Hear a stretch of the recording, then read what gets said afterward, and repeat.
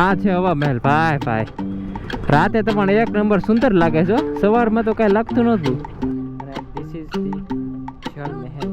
જળની વચ્ચે છે ને એટલા માટે જલ મહેલ કહેવામાં આવે છે. રાજસ્થાન લખેલું મળી ગયું. બોલો કેટલા દિવસથી 2 દિવસથી 3 દિવસથી રાજસ્થાનમાં છું, પણ અત્યારે મળ્યું રાજસ્થાન લખેલું.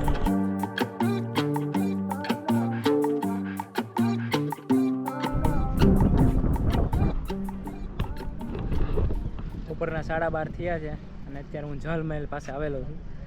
Hello guys, good morning, good afternoon કહી ગયો. Good afternoon, welcome back to my channel.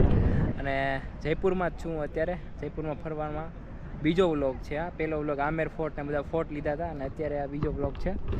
અને ધીસ ઇઝ ધી જલ મહેલ. જળની વચ્ચે છે ને એટલા માટે જલ મહેલ કહેવામાં આવે છે. અને અત્યારે કોઈ છે નહીં, બહુ ઓછા છે માણસો. સવારમાં અહીંયાથી સનરાઈઝ દેખાય બહુ મસ્ત. સામેથી 2 પહાડની વચ્ચેથી બહુ મસ્ત સનરાઈઝ દેખાય. હું સવારમાં જોઈને જ ગયેલો, પણ મેં શૂટિંગ નહોતું કરેલું. પણ અત્યારે શૂટિંગ કરવા લાયક છે નહીં, કારણ કે સૂર્ય ભગવાન ઉપર પહોંચી ગયા છે. અને જલમહેલ જવું હોય તો કેવી રીતે જવાનું? ઓલી બાજુ બોટ છે, ત્યાંથી બોટમાં બેસીને જવાનું હશે. મહેલ જેવો મહેલ જ હશે. શું કહેવું તમારા લોકોને? થોડું બ્લેક આવતું હશે, કારણ કે પાછળ તડકો છે કે નહીં, એટલા માટે. આ રહ્યો મારો સામાન, અને ત્યાં છે મારી બાઇકનું બી ધ્યાન રાખવું પડે છે વારે ઘડીએ. બસ બાકી જલ મહેલ ને શું કહેવાય, આમિર મહેલ ને જયસિંહ મહેલ ને નાહરગઢ મહેલ ને બધા મહેલ જોવાઈ ગયા છે. જલ મહેલ ફરીને પછી હોટલમાં હું આવી ગયો છું, અને હોટલમાં અત્યારે મેં ખાવાનું ઓર્ડર કરી લીધું છે. તો ખાવાનું આવી ગયું છે.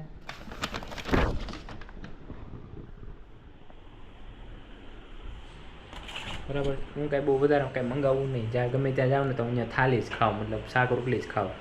વધારે કાંઈ આડું તેડું ખાવ નહીં, કારણ કે જો પેટ ખરાબ થશે તો ટ્રાવેલની મજા બગડી જશે. એટલે સાદું સિમ્પલ જ ખાવાનું થાય છે આપણે, બરાબર ને? અને આપણે કાઢીએ.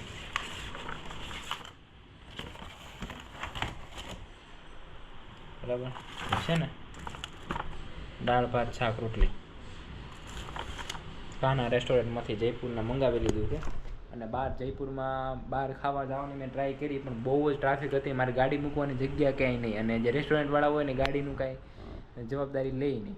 એટલે મેં કીધું શું કરવું એમ. તો મેં કીધું હવે કાંઈ વાંધો નહીં, હવે હોટેલે જાઉં, ત્યાં જઈને આરામ કરું, ત્યાં ઓર્ડર કરું, પછી હું ખાઈ લઉં.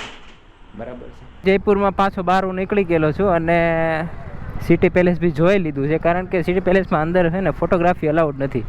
આજે સામેનો ગેટ તમે જોઈ રહ્યા છો ને, સામેનો, બરાબર છે. આ સિટી પેલેસ જાય છે, તો હું ત્યાં જઈને આવ્યો, એટલે હવે ત્યાં જવાનું કાંઈ મતલબ નથી. અને અહીંયા છે એ જંતર મંતર છે, બરાબર છે. તો હું સિટી પેલેસ ફરીને આવ્યો ને, તો જંતર મંતર બંધ થઈ ગયું. વાંધો નહીં, હવે કાંઈક તો છૂટે જ ને, શું કરી લેવું હે ને ભાઈ. ધીસ ઇઝ સિટી પેલેસ પૂરા. હવે આખું ફરી તો લીધું છે મેં જયપુર ઓલમોસ્ટ. મતલબ આલ્બર્ટ મ્યુઝિયમમાં મારે જવું હતું, પણ આલ્બર્ટ મ્યુઝિયમમાં સિટી પેલેસ જેવું જ છે, સેમ ટુ સેમ. મતલબ કદાચ આમ જોવા જાવ તો 80-90% સેમ જ છે. એટલે મેં કીધું એક જગ્યાએ જાઓ, બહુ બધી જગ્યાએ નથી જવું. એટલે આ બધું જંતર મંતર અને સિટી પેલેસ એરિયા છે આ બધો.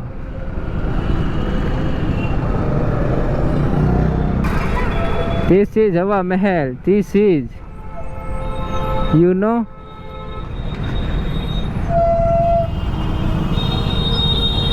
આ આપણો હવા મહેલ છે.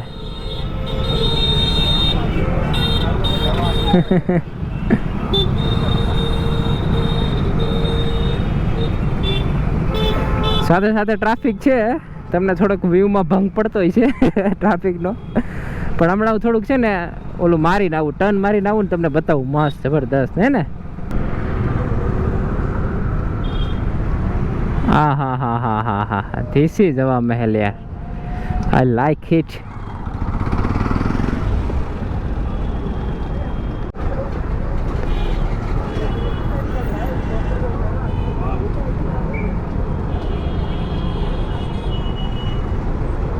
આ છે હવા મહેલ ભાઈ ભાઈ.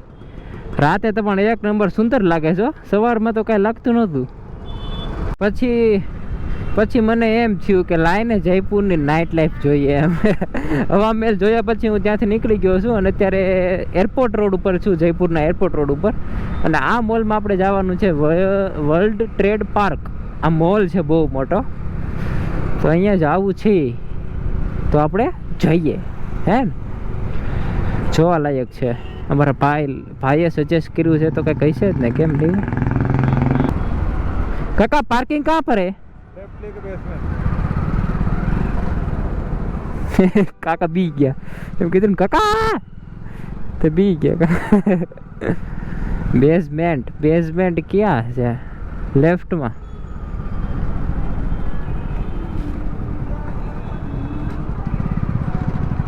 પેલા આપણે ક્યાં આવવું છે, ક્યાં એ તો નક્કી કરવું પડશે ને. અત્યારે હું આવી ગયો છું મોલમાં અંદર. જો ભાઈ, ધીસ ઇઝ મોલ. તો બીજો માળ છે, નીચે જાવ ને ત્યારે ખબર પડશે.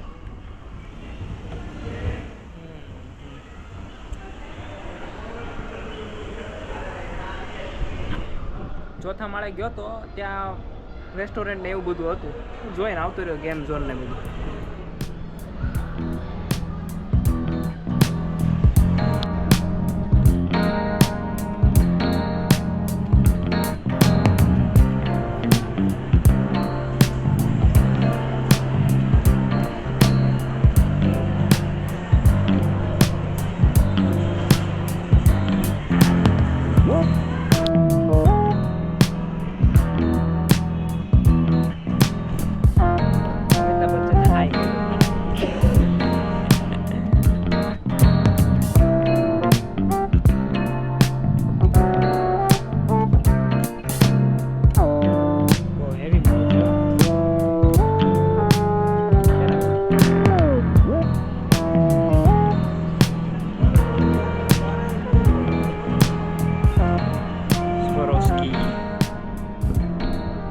મોલ છે ભાઈ. મારા ટાઈમ નીકળી ગયો, 1 કલાક ટાઈમ નીકળી ગયો પૂરેપૂરો. પાછું ઘરે જઈશ. હા ભાઈ, જો શરમ વગરના જો. હા, હું મોલમાં ફરું. જો મમ્મીનો વિડીયો કોલ આવ્યો છે જબરદસ્ત. હા હા હા, કેમ છે મમ્મી?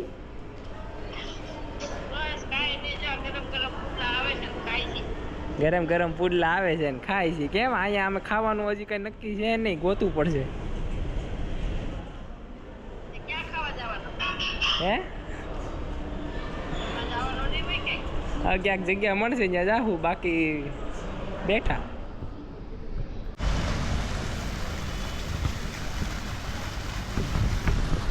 કેવો છે ફુવારો? મસ્ત ફુવારો છે ને. બહાર ઠંડીનું થોડું વાતાવરણ છે.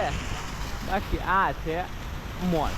હું આવી ગયો છું અત્યારે પત્રિકા ગેટે, જે ગાર્ડન છે અંદરથી. અહીંયાથી દેખાશે થોડુંક, કારણ કે અહીંયા લાઇટ છે ને એટલે. અને આ રસ્તો જે જાય છે ને એ જાય છે સીધો જયપુર એરપોર્ટ. તો આપણે એરપોર્ટે તો જવું નથી, આપણે પત્રિકા ગેટ પાસે જવું છે. ને 1 નંબર ગેટ છે. ત્યારે હું ગાડી ચલાવીને ત્યાંથી આવ્યો, ત્યાં પાર્કિંગ નહોતું ને, એટલે પાર્કિંગ માટે અહીંયા ગાડી પાર્કિંગ છે, ત્યાં ગાડી મેં મૂકી. હવે હું ચાલીને જાઉં છું. થોડુંક વોકિંગ બી થઈ જશે. ખાલી પેટ વોકિંગ કરું છું ભાઈ, ખાલી પેટ. હવે આ જયપુરનું લાસ્ટ ઓલું શું કહેવાય આને, લાસ્ટ મારું ટુરિસ્ટ પ્લેસ તમે ગણી શકો છો. કારણ કે આના પછી હું સીધું હોટલ જઈશ, જમીને સૂઈ જઈશ ને કાલ સવારે પાછો ઉદયપુર માટે નીકળી જવાનો છું. બસ એટલું સિમ્પલ આપણો પ્લાન છે. છેલ્લું પત્રિકા ગેટ છે ને, અહીંથી હોટલ મારી 10 કિલોમીટર દૂર છે. તો ત્યાં જ જવું પડશે હવે સીધું ડાયરેક્ટ, કારણ કે વાગી ગયા છે 9. 10 વાગે ઘરે પહોંચીશ. ધીસ ઇઝ ધી ગેટ ભાઈ, ધીસ ઇઝ ધી ગેટ. જયપુરમાં લાઇટિંગની તો કાંઈ કમી જ નથી હો મારા ભાઈ, છે ને. જો લાઇટ બંધ કરી દીધી અત્યારે.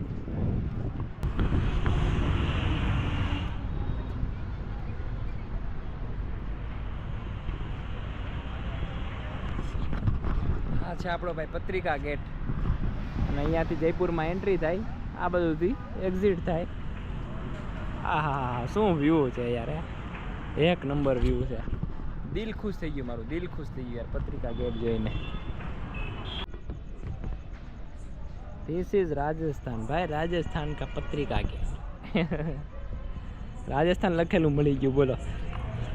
કેટલા દિવસથી, 2 દિવસથી 3 દિવસથી રાજસ્થાનમાં છું, પણ અત્યારે મળ્યું રાજસ્થાન લખેલું. શું કરું, નકર આરજેની ગાડી જ નકરી જોઈએ. શું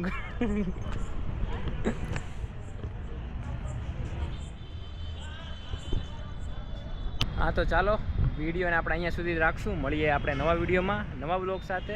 હવે હું જાઉં છું જયપુરથી ઉદયપુર. એ વ્લોગમાં હું તમને મળીશ. જો વિડીયો પસંદ આવ્યો હોય તો લાઈક કરી નાખો, શેર કરી નાખો અને સબસ્ક્રાઈબ કરી નાખો. મળીએ નવા વ્લોગમાં.